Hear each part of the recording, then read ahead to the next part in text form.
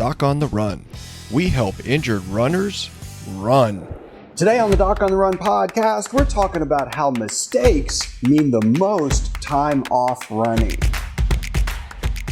If you're a runner and you've had an injury, probably the thing you're worried about more than anything else is how long you're going to be off of running. And when people call me for webcam consultations or an in-person evaluation for a second opinion, I can tell you that I see the same mistakes runners have made over and over and over. Now, if you've made one of these mistakes, don't beat yourself up too much. There's not that much you can do about it anyway. So try to change course and get focused on what you really need to do to get back to running instead of dwelling on what you've done that might have been a mistake. But you should be aware of these things if you have an injury and if you really want to run. So some of them are simple, some of them are not. The first one we're going to talk about are extreme mistakes, and these are really obvious. In fact, when runners do them, I kind of it's hard to not go, are you kidding? You thought that was a good idea?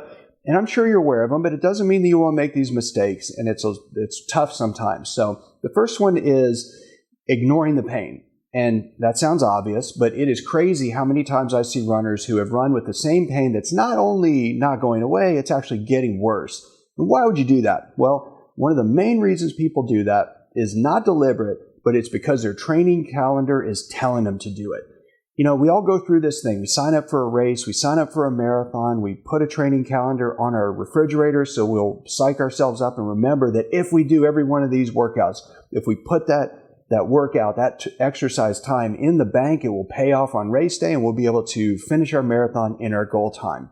So we get an injury. And then we look at the calendar, it's like, well, today's only a 3-mile recovery run. That shouldn't be that bad. I'll just go do that and then I can check that one off the list. And then, well, it didn't hurt that much. It kind of felt a little bit better on my rest day. So now I'll go do my speed work on the track and it hurts a little worse. And then you're like, oh no, but now I have my long run and that one's really important. So I'm going to do that one too. And you keep doing this pattern and your runs get slower, maybe even get a little bit shorter. You're kind of dumbing everything down in every direction, but you're not really getting any better. It's just hurting a little bit less. It's still not progress though. And you're not making progress on your training plan. So that's the first thing is I see people do that.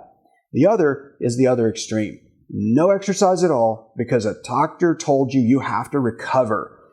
Okay, if you want to be a runner, you're going to have to run. If you want to be fit, you're going to have to train.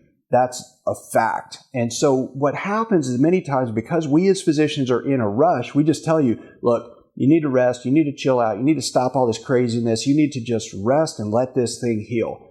Well, that is true. You need to rest and let that one thing heal. All of you is not broken. All of you is not injured. You can still train all of those uninjured parts without damaging that one injured thing if you know what you're doing. It takes a lot of time to explain that, which is why we as physicians often just tell you to take this other extreme and just rest, but that leads to serious problems. If you do that, you're going to get weakness, stiffness, loss of neuromuscular connections, you're going to lose your aerobic fitness, you're going to be more unstable, you're going to load things asymmetrically when you start running, and you're going to be more at risk of a running injury later. That's why so many runners who get injured actually get another injury. It's not because they had a stress fracture, it's because they got deconditioned and they put themselves in a situation where they were prone to another injury later. So those two extremes are extreme reasons that you can actually get trouble and take time off of running that's not really necessary. Now, not all mistakes are extreme mistakes. Most of them, frankly, are minor mistakes, but these are the ones that will get you. Remember, it's not the lions and tigers, it's the gnats and mosquitoes you got to worry about. The first thing I'm going to talk about is running on the wrong side of the road. Let's say that you have an injury like a fifth metatarsal stress fracture. It's on the outside of your foot. If you run on the road facing traffic and it's in the right fifth metatarsal on the outside of your foot and you're running that direction, the road is actually forcibly pronating that foot. It's tilting you upward. That actually puts more force and more stress on the fifth metatarsal bone. That overloads it, so it takes longer for it to heal. If you were literally running on the other side of the road, it would do the exact opposite because the slope of the road is the opposite if you're running in the same direction down the road. That's a simple thing. Another thing is waiting to get a second opinion. Okay, if you're not getting better, even if you like your doctor, you need to get a second opinion. You've got to get a second opinion to make sure that something isn't being missed and to see if there's some little things that maybe you're missing, maybe some little mistakes you're making, some little opportunities to heal a little bit faster that you're just not picking up on. It never hurts you to get a second opinion. It blows me away when people will say, my doctor told me to have surgery, and they never even got a second opinion.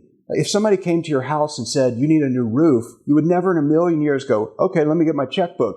You would get 3 bids. You would make sure that you really need a new roof, that it doesn't need to just be patched or something. And the same is true with your body. I mean, for goodness sakes, you need to run. You need to make sure that you're on the right path. The best way to do that is to get a second opinion.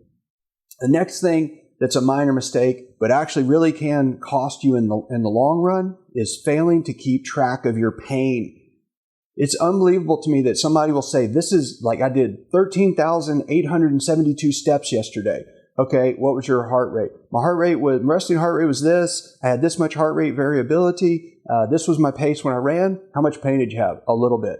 What do you mean a little bit? Does that mean you had like a little bit of heart rate variability? You measure all these things. You don't even keep track of your pain. Your pain is the most important indicator that you have to determine whether or not it's safe for you to actually ramp up more, or if you need to back off and do less with any given activity as you're maintaining your running fitness. Keep track of your pain. Keep a pain journal. The next thing is not really exercising everything that you can. And what I mean by that is everything that is uninjured. If you get a stress fracture, it is a stress-related injury to one thing. Now, you only have one bone when you have a stress fracture, one. If it's your 5th metatarsal stress fracture that we're talking about, that is one bone out of 26 bones in one foot. That is not most of your body. So you can exercise most of your body and maintain most of your running fitness if you're diligent about protecting that one injured part. And not doing that is a minor mistake, but again, it adds up over a long period of time if you're not doing that. If you think about this, all of the things that you do, whether you do the right thing or the wrong thing, if you're doing a lot of the right things a little bit, a lot of the time it's going to cost you in the end. And if you're doing a lot of the right things a little bit, most of the time it's going to pay off big time. One of the studies that I always cite when I actually give this lecture on metatarsal stress fractures in runners and how to treat them, this is to physicians, by the way. These are doctors who are coming to get their continuing medical education credits and learn new techniques. When I lecture on that, there's a study that I cite, and it's talking about running injuries. And I actually have the citation on the screen and everything. And it says that the average time for return to sport, meaning getting back to running, for people with stress fractures, runners, athletes, the average time, or the mean time for return to sport ranged from 4 weeks to 52 weeks. I want you to stop and think about that for a second. That is anywhere from 1 month to a year. That's a big difference. Now, if you think about it, which would you rather? Would you rather take a year to get back to running, or would you rather take a month to get back to running? Well, what's the difference? So there is a difference, and you really need to think about this. So the difference is not the injury. The difference is the athlete. Which do you want to be? You really do get to make a decision about this. You can decide to look at and focus on all the little things that add up that get you back to running faster, or you can ignore them and it can take you a lot longer. It really is that simple. So it's up to you and your doctor to work together and figure out how to identify all those good things and bad things so you can have the time to get back to running as quickly as possible. Now, if you want to know more about all that, I'm doing a live masterclass. Depending upon when you're listening to this episode, you may or may not be able to get in because it might be over, but you should go check out and see if you can get in.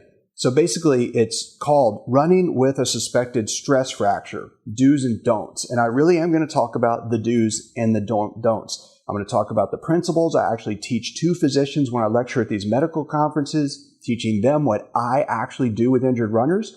I'm going to go over some of the strategies and the principles that I always discuss with runners when I do an in-person evaluation for a second opinion or a webcam consultation for a second opinion. I'm going to talk about all those things in great details. And as a bonus, if you sign up and you send me your questions, I'll actually answer your questions live. So your specific questions, I'll answer them live during the web class. So you can get it for free. It doesn't cost you anything, but you go to docontherun.com/stressfracturelive, all one word, and you can sign up there. Again, docontherun.com/stressfracturelive. So go sign up, send me your questions, and I'll see you in the masterclass. Doc on the Run. We help injured runners run.